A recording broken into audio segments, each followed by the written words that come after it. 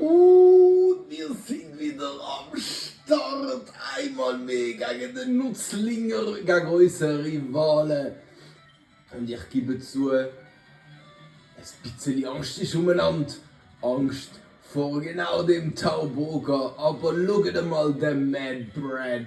Er ist Level 17 geworden mittlerweile. Und ich habe einen mega Hieb gelernt. Trotzdem setzen wir auf Aquaknarre in der Hoffnung, dass er uns nicht zu viel Schaden macht. Und wir einen Haufen, ja, wir starten stark mit dem Crit, so wie es im letzten Video aufgehört hat und so wie das sein muss.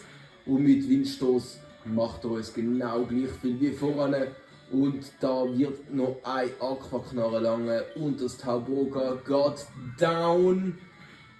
Und der Mad Brad ist immer noch locker in der Hälfte der Leben, bevor sein Tauboga abgeht. Ja Mann, 411 EP nehmen wir, das ist fast ein ganzer Level. Und ich habe gedacht, dass er mit seinem Bisasam kommt. Und schaut mal meinen neuen Joker, den ich habe.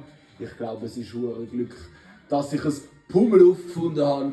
Weil ich habe das Gefühl, die haben eine sehr tiefe Encounter Rate. Und noch besser, dass sich das mit einem Mondstein entwickelt.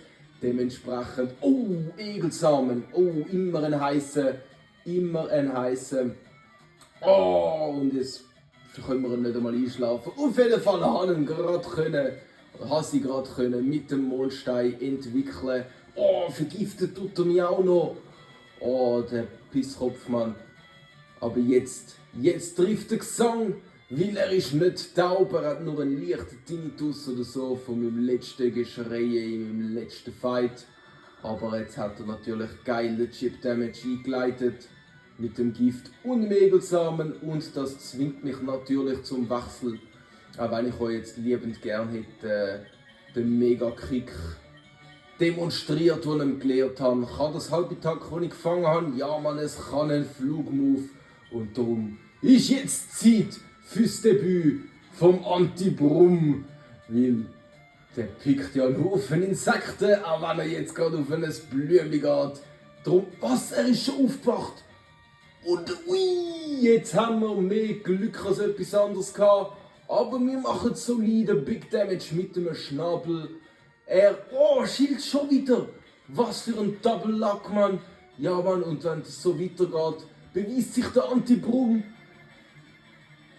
Ich glaube, der ist erst Ende Zug und bis dann ist Bisasam tot. Ja, Mann, das ist die grosse Gefahr gewesen, was hat giltet zum Bannen. Ich habe nicht gedacht, dass der Anti-Brumm schon irgendein Asset haben wird in dem Kampf.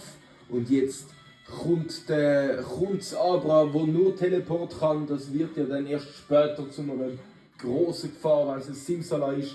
Und dementsprechend der Parkwächter, der pausiert hat seit dem letzten Kampf mehr oder weniger, darf jetzt da die EP abstauben, weil es ist nicht verkehrt, gegen die Misty jemanden haben, der unter Umständen 1 oder 2 Hits kann taken und 1-2 Routenschläge reinbringen und BAM!